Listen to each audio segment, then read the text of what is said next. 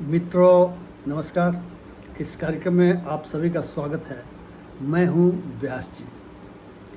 कई बार ये ख्याल आने लगता है कि क्या हम एक अंधे युग में जी रहे हैं जहां हमारे अपने सच हैं और अपने झूठ हैं, यानी हमारा सच दूसरा एक का झूठ और दूसरे का सच हमारा झूठ, यानी कहीं इस अंधे युग में सत्य से साक्षात्कार होना संभव है।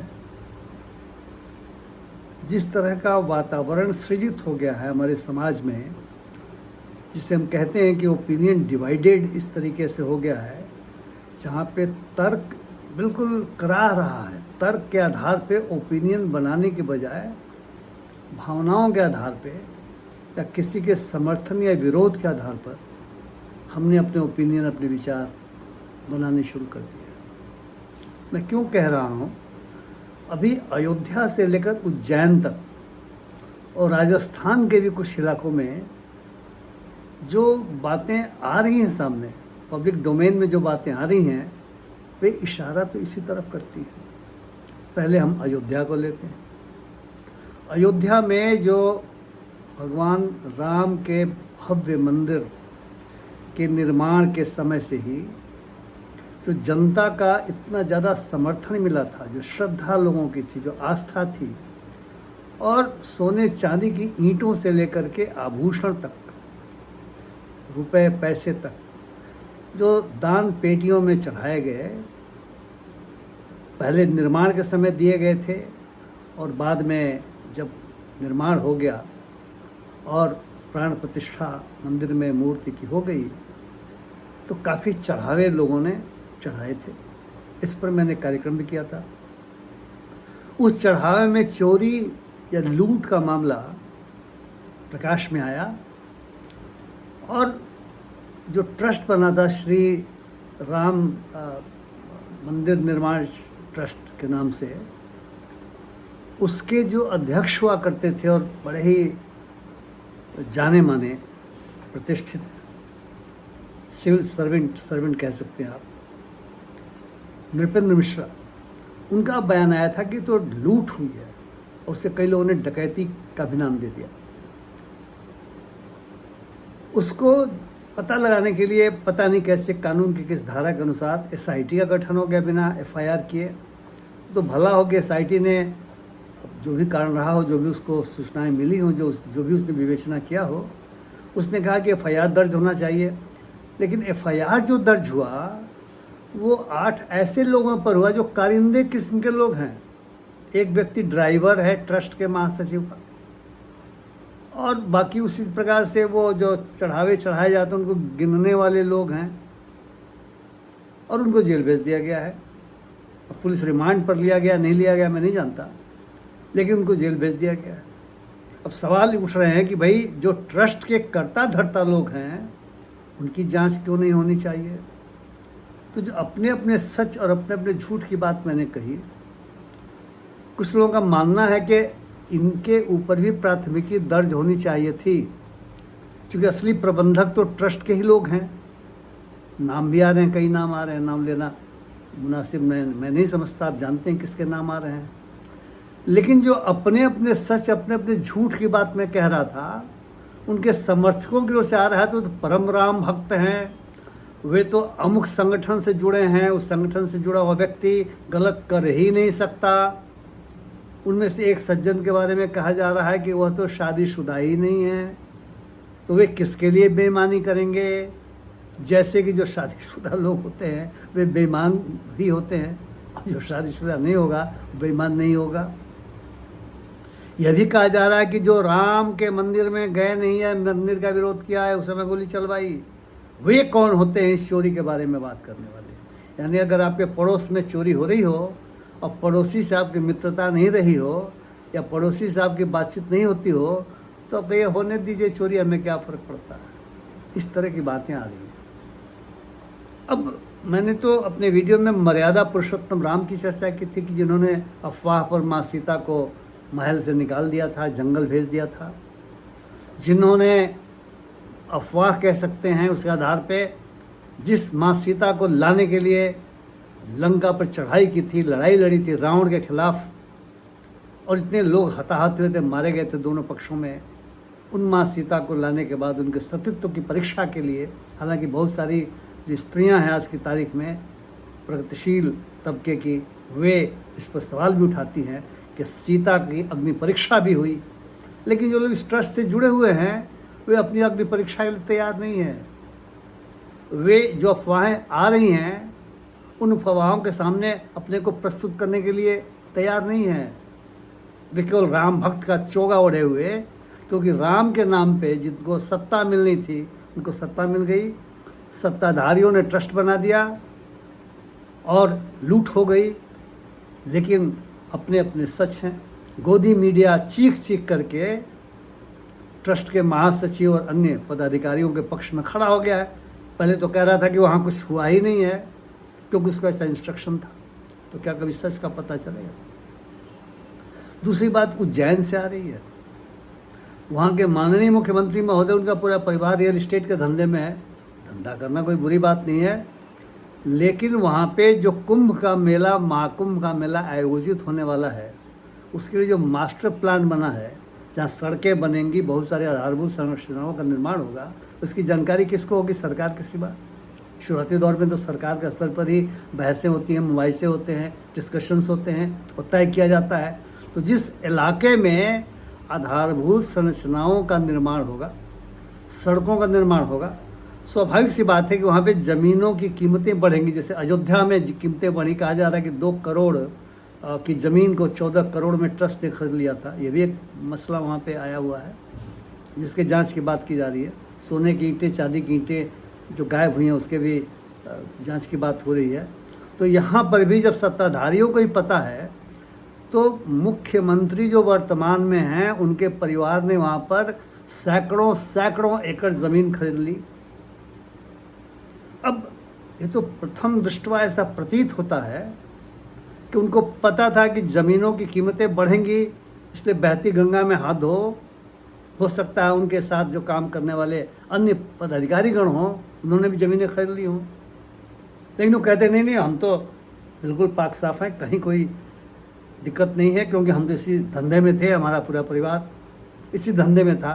लेकिन ये तो इनसाइडर ट्रेडिंग का भी मामला हुआ ना भाई।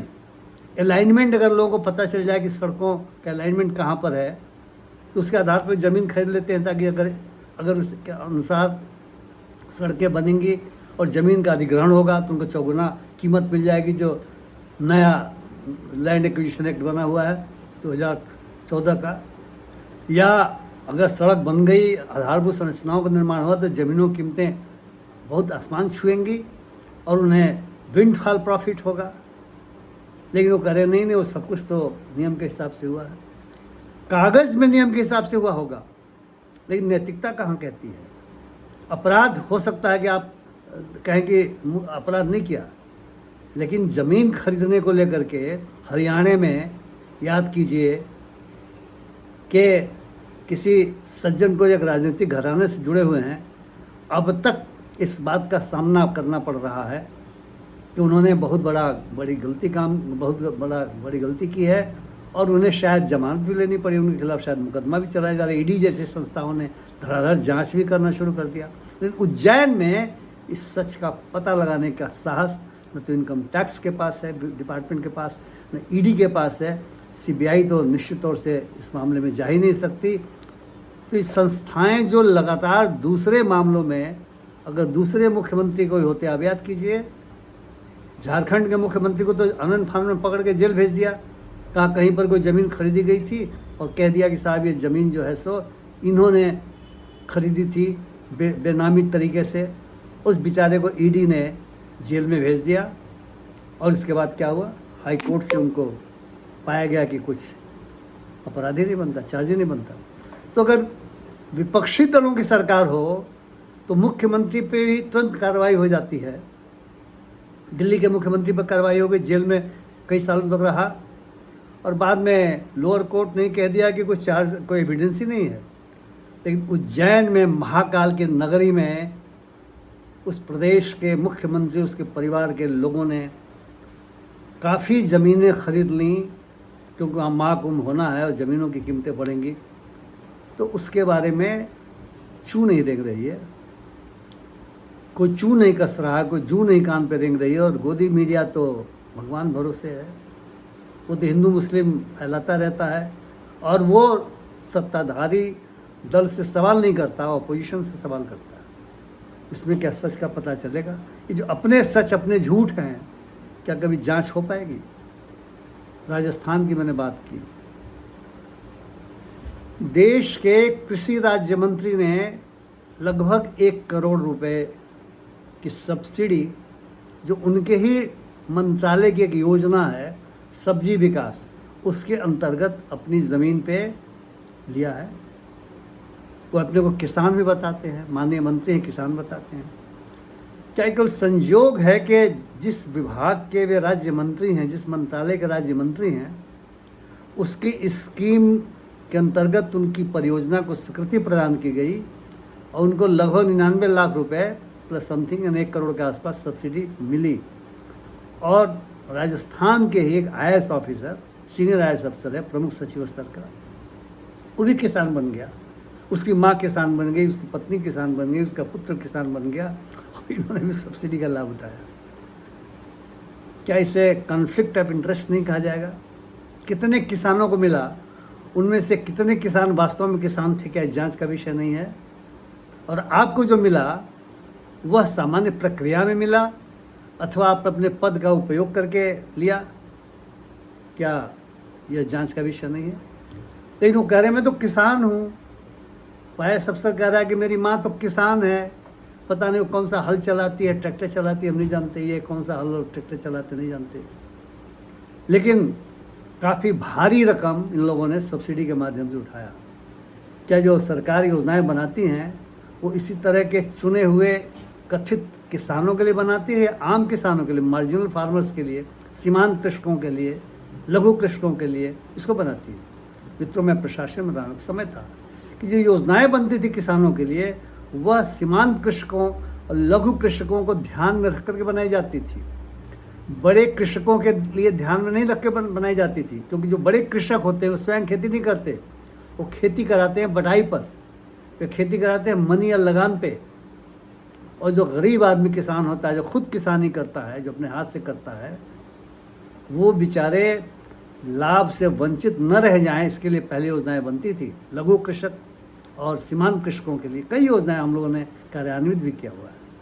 लेकिन अब क्या यह योजना जो खीरे की खेती की है या सब्जी की खेती के लिए, जिसके आधार पे माननीय मंत्री जी ने सब्सिडी लिया है, ये उनके लिए बनाई गई थी, बड़े किसानों के लिए बनाई गई थी। क्योंकि बताया गया था कि उनका तो खेत जो है सो, ज़मीन जो है सो तो सैकड़ों एकड़ में है, उस पर इनको मिला हुआ है। तो मित्रों, ये सच का कभी पता चलेगा क्या? कभी ये ED CBI और ये इनकम टैक्स डिपार्टमेंट जगेगा क्या और जाग करके सत्य का पता करेगा क्या? जो अयोध्या में जो पुलिस जो जांच कर रही है, क्या वो ट्रस्ट के लोगों को दायरे में लाएगी क्या? ऐसी हिम्मत है क्या? क्या सत्ता ऐसा होने देगा? क्या जो इकोसिस्टम है सत्ता का ऐसा होने देगा? क्या जो ट्रोल आर्मी ऐसा होने देगी? पूरी ट्रोल आर्मी लग गई है उन लोगों को बदनाम करने के लिए जो इन तीनों मामलों में सवाल पूछ रहे हैं। पूरा गोदी मीडिया लग गया बवाल करने के लिए और लोगों को बदनाम करने के लिए जो सत्ता से सवाल पूछ रहे हैं। हमें लगता है कि हम वास्तव में एक अंधे युग में जी रहे हैं, जहाँ यदि आप सत्ता में हैं तो सैया भय कोतवाल अब डर कहेगा, और यदि आप सत्ता से बाहर हैं तो आप बड़े निरीह हैं। आपके पार्टी को भी तोड़ा जा सकता है, ख़रीदा जा सकता है, या मुकदमा करके या मुकदमे का डर दिखा करके आपके MLA MP को टूटने के लिए मजबूर किया जा सकता है। मित्रों, यह देश के लिए उचित मुझे नहीं लगता। उचित तो तब होगा जब बिल्कुल कानून का जो शासन है, जिसको हम कहते हैं कि कानून के सामने चाहे राजा हो चाहे रंक हो, सब बराबर हो, सब बराबर हैं, इक्वलिटी बिफोर लॉ है, यह लागू हो, दिखाई पड़े, ज़मीन पर दिखाई पड़े। ऐसा समय आ गया, दुरूह समय आ गया मित्रों, तो दिखाई नहीं पड़ रहा है। ऐसे में आखिरी उम्मीद जनता से बच जाती है, क्योंकि न्यायालयों से भी बहुत उम्मीद अब करना बड़ा मुश्किल हो गया है। तो मैंने सोचा कि इस मुद्दे पे मैं अपनी बात आप तक रखूँ। यदि आपको मेरी बात पसंद आई हो, कृपया मेरे वीडियो को लाइक करें, शेयर करें, और मेरे चैनल को सब्सक्राइब नहीं किए हों तो सब्सक्राइब करना न भूलें। बहुत बहुत धन्यवाद। नमस्कार।